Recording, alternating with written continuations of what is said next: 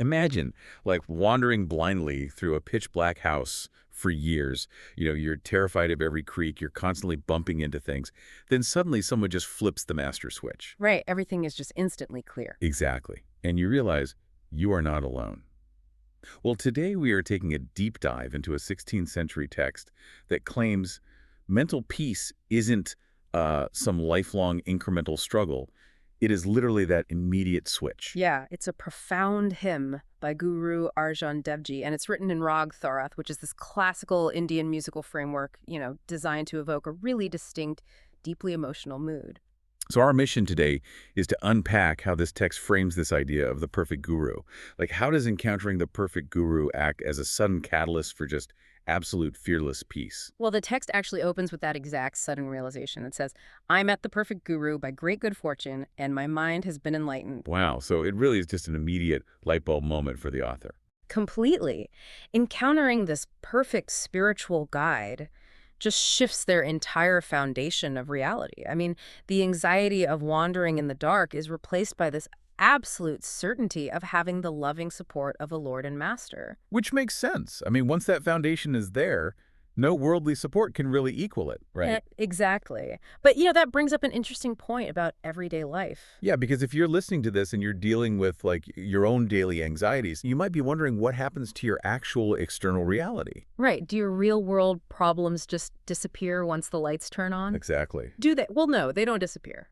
But your relationship to them changes entirely. And this introduces the text's concept of sahaj. Sahaj. That translates to a state of celestial or natural peace. Yeah, celestial Yeah. peace. The hymn states, I am at peace in this world, and I shall be in celestial peace in the next. So it's portraying this peace that permeates literally everything. And that happens because the Creator is recognized as this inner knower, right? Like an active searcher of our hearts. Precisely.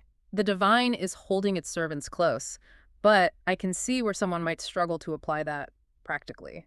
Yeah, I actually want to push back on the mechanics of that a little bit, because the text claims that by taking the support of the name, or the name, a person becomes completely fearless. Which sounds great in theory.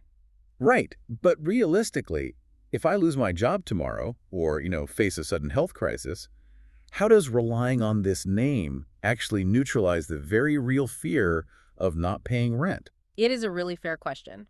The underlying mechanism here is a total shift in attachment. Like, usually we anchor our security to temporary things. Right, like money, status, physical health, things like that. Exactly. And when those are threatened, fear is just the natural, inevitable response. But the text argues that attaching to the guru's teachings, the name, anchors your security to a deathless creator. Oh, I see. So it's something permanent that literally cannot be taken away. Yes. When your foundation is permanent, fear basically loses its fuel source entirely. That is fascinating.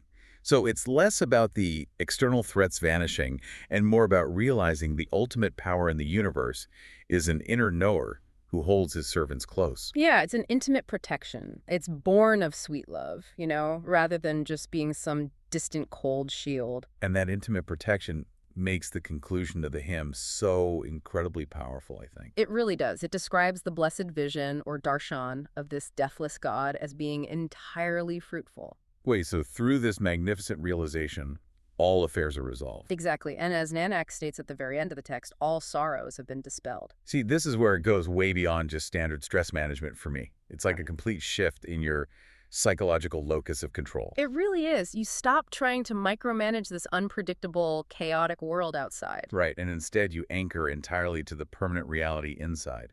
It's like finding the one central puzzle piece that makes the whole chaotic picture make sense. And that reorients the entire purpose of human existence. When you recognize a reality that is and shall always be, you're instantly insulated from that sorrow. Because the sorrow inherently comes from clinging to temporary things, right? Exactly. It presents a permanent end to sorrow just by changing where you place your ultimate trust. A permanent end to sorrow, literally just by flipping that master switch of awareness. That is incredible. It really changes everything. It does. Well, as we wrap up our deep dive today, I want you to think about your own pitch-black house. That is such a great thought experiment for this. Yeah. If you walk through your day with the absolute certainty described in this hymn, that an inner knower is constantly holding you close, intimately protecting you. Just knowing you are completely supported. Right. With that in mind, what is one worldly fear you could let go of right now?